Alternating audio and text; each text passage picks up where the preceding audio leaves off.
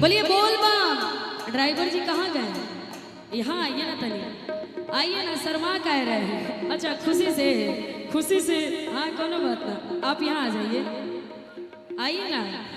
ये हमारे अक्सर यहाँ पे सभी लोग ड्राइवर हमारे हैं। शिविर के एम्बुलेंस ड्राइवर है ना जी। हाँ बहुत अच्छे। अरे नया नया ड्राइवर हो और में धई धई क्या पता, नया नया ड्राइवर हो और में धई धई क्या पता, नया नया ड्राइवर हो और भागता भिड़वा भी भारी भोला दुआरी स्टीयरिंग धाके का पता।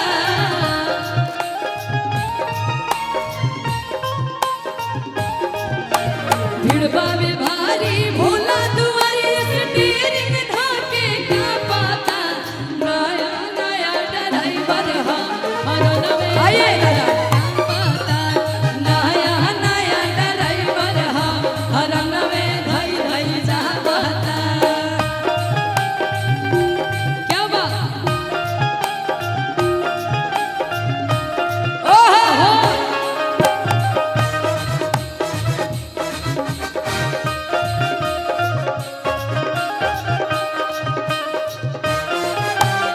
क्या बात है।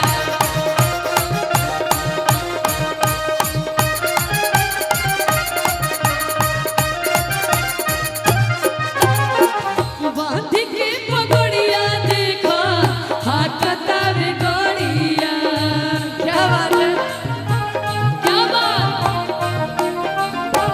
एगो हो तो भोर पहुँचे के बाद भोला की दुआरिया।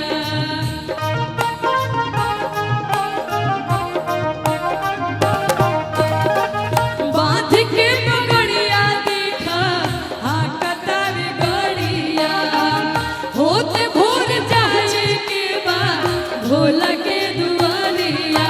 लेके चिलाम मर्दन दान एही से बना फाता, लेके चिलाम मर्दन दान एही से इतना हेलो बोलिए सच्चे दरबार की जय हो। कहाँ से हैं बम जी आप? हमारा नाम काका जी है काका जी और हम धनबाद से हैं। क्या बात है, कलाकार हैं, माँ सरस्वती का नहीं ऐसा बात नहीं। बहुत कलाकार अच्छा। कलाकारी से पता चल जाता है। सब इंसान में हौसला नहीं होता है मंच पे चढ़ के डांस करने का।